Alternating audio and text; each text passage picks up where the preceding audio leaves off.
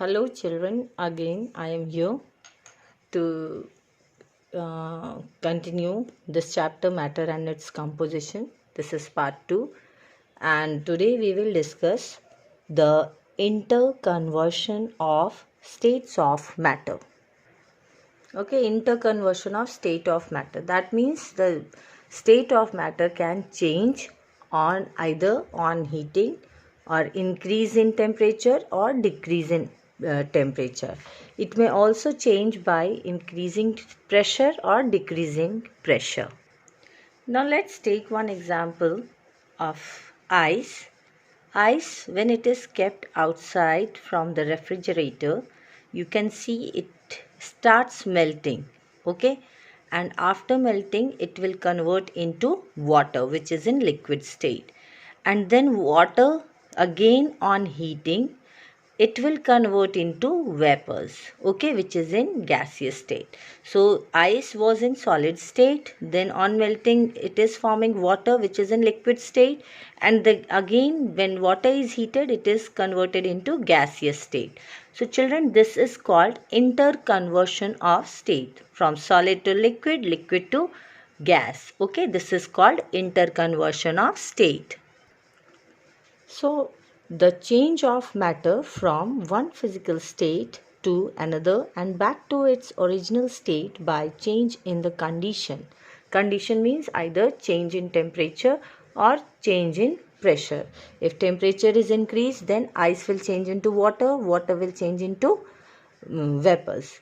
Like that, if pressure is increasing or decreasing, the change in state will be there. In your syllabus, we have to focus only on temperature. Okay, in higher classes you will learn about pressure, how it affects the change in the state. Okay, so here we will discuss only about temperature, how it on increasing or decreasing it affects the physical state. Now see here, this is solid state. In the previous video I have discussed that the atoms are closely packed in solid. In liquid some space is there, and in gases matter molecules are far away from each other. So what happens children when we are heating solid? That means heat is gained by molecules, and after gaining heat the molecule will start vibrating. Vibrating means they will start moving. Now when they start moving, what happens is that there will be motion in the molecule, and due to this motion the intermolecular force of attraction will get decreased or it will get weakened. Okay, when the molecule is gaining heat, we are supplying heat over here, then molecule will start vibrating, and due to this the kinetic energy increases, and due to this the weakening of intermolecular force of attraction will take place. That means the force between the molecule will decrease and they will start moving. So due to this movement the solid will change into liquid state. Again on heating, what will happen? Molecule will gain heat and again they will start moving. Due to the movement, again what will happen? Kinetic energy increases. Now what will happen children? Because of the kinetic energy is increased, again weakening of intermolecular force of attraction will take place. That means they are breaking this force of attraction between them. They want to move out of this structure. Okay, so due to this vibration or movement they will start moving and they will be changed into gaseous state, and in the gaseous state they are free because there is no force of attraction between them and there is large space between them. They are free to move in all direction. Okay, so one more time I am explaining this. After gaining heat, solid molecule will start vibrating. There, because of this kinetic energy will increase, and due to increase in kinetic energy intermolecular force of attraction will get weakens or it will break down. Now solid will change into liquid state. Again on gaining heat, kinetic energy is increasing. Due to this, intermolecular force of attraction will decrease, and again this liquid will change into gaseous state. Okay. One more point is that as force decreases, the intermolecular space increases. Okay, this is clear to you all. When there is no force, that means molecules can easily move from one place to another place. That's why the space will increase. Okay, children. So like this, heat is affecting the state of matter. Because of this heat only, solid is converted into liquid, liquid is converted into gaseous state. Now condition is by change in temperature. By increasing temperature, the kinetic energy of molecules increases and they can now move freely, okay, which results in the increasing intermolecular space. Okay, due to this kinetic energy, what is happening? They are moving. Due to kinetic energy, they will start freely moving, and due to this movement, increasing intermolecular space, and due to this, the change in state will take place. And please note here, the reverse change occurs when decreasing temperature. That means on cooling, it will reverse back. That means vapor will cool down into liquid, and liquid will get solidified into solid state. Okay.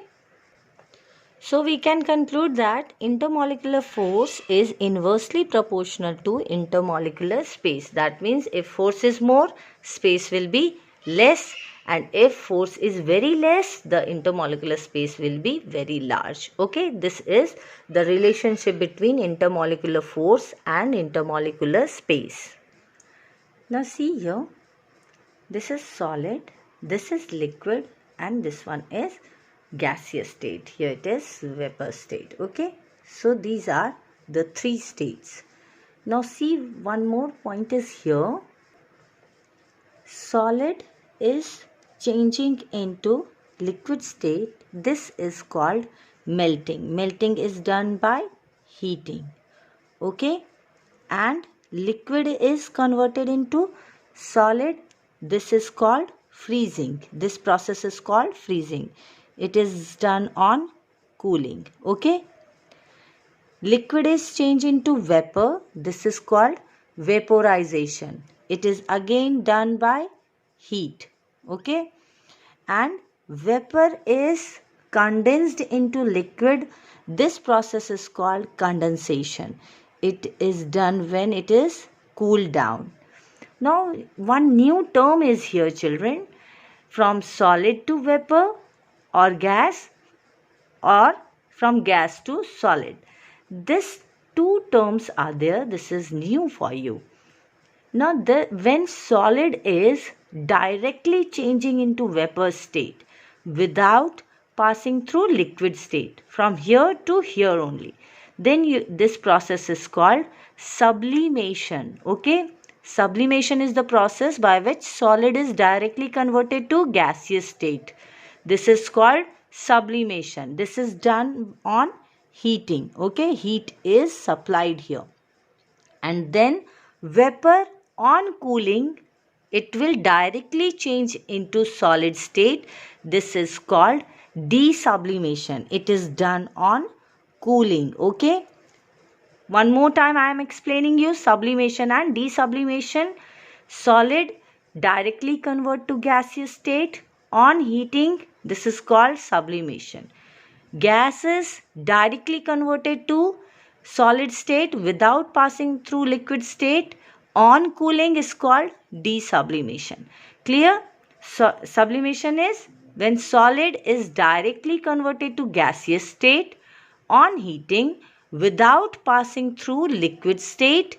This is called sublimation process. Now see here, conversion of solid into a liquid is called melting. Okay, melting is done when ice is gaining heat energy, then it will convert into liquid state. Okay, and reverse of this process is that conversion of liquid into solid is called freezing. It is just reverse. See here, solid to liquid, and now liquid to solid. This is done when liquid is changing into solid, it is losing energy, okay, and this process is called freezing, okay. Freezing is done on losing heat and melting is done on gaining heat, okay. So here two conversion are there of from solid to liquid and from liquid to solid state. Next is evaporation. Conversion of liquid into vapors is called evaporation. Evaporation takes place at any temperature, okay. We are not supplying heat or at particular temperature. Evaporation can take place at any temperature, okay. Any temperature means it is taking place at room temperature also, from outside also. So evaporation takes place at any temperature. It is conversion of liquid to vapor state or liquid to gaseous state. This is called evaporation, okay. Now conversion of vapors into liquid is called condensation. This is where the cloud is forming.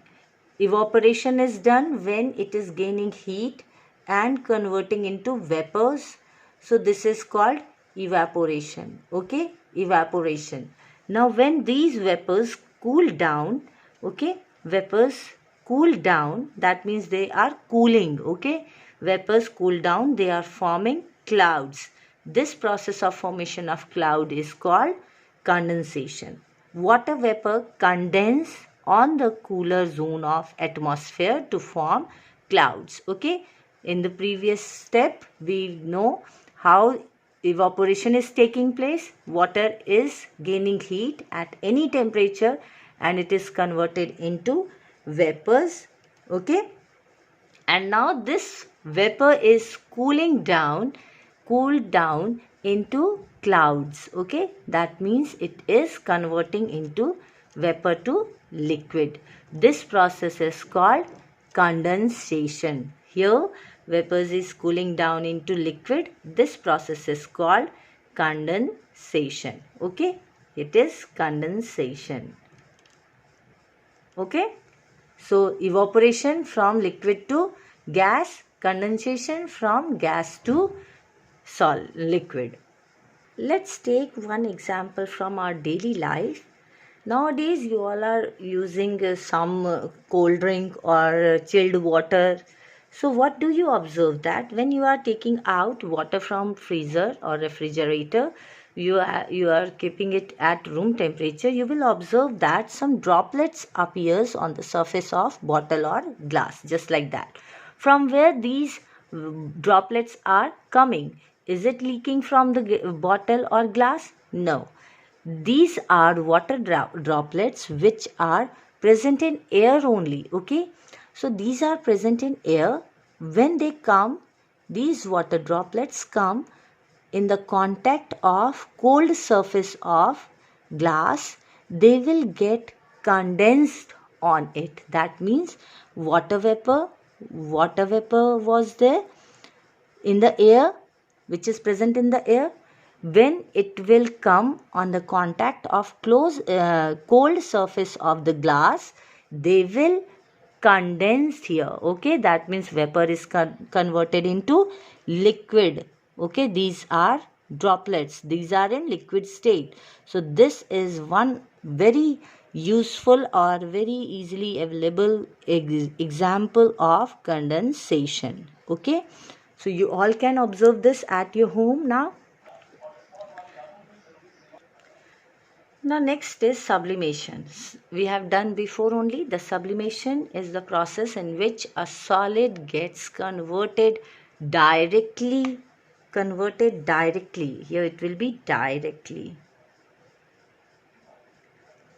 The process in which a solid gets converted directly to gaseous state on heating. This is called sublimation. You all have seen naphthalene balls at your home.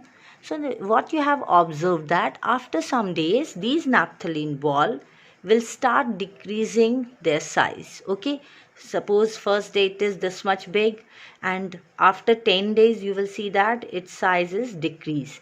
So how they have decreased their size? Because these solid are directly converted into vapors, okay, or gaseous state on gaining heat from surrounding. At your home, heat is also there, room temperature is also there. So by gaining the heat from your room, these naphthalene balls are converting themselves from solid to vapors, okay, directly from solid to vapors. This process of conversion of solid to vapor is called sublimation. What is the difference between vapor and gas? Let's find out the answer for this. See here, what is happening here?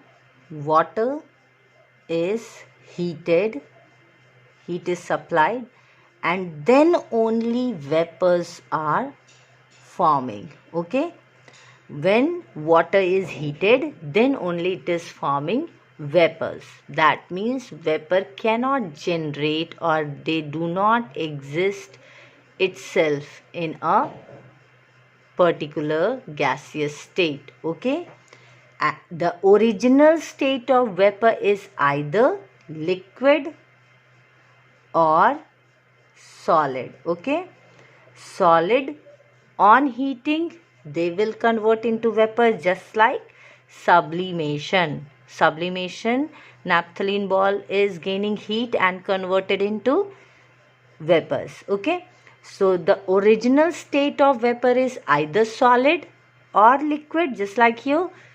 So the vapor is formed by these two only. But for gases like hydrogen, oxygen, helium, these are in their original state. They are not forming from solid or liquid like that. The original state is this only. So you can say gaseous state is original state for the matter, and vapor is not the original state. It is forming from solid state or liquid state. Then only vapors are forming. Okay, children, till here we have to discuss this much only. I will give you some assignment and you have to do that assignment. If you have any doubt, if you have any query, you can ask. Okay, take care of yourself, children, and stay home, stay safe.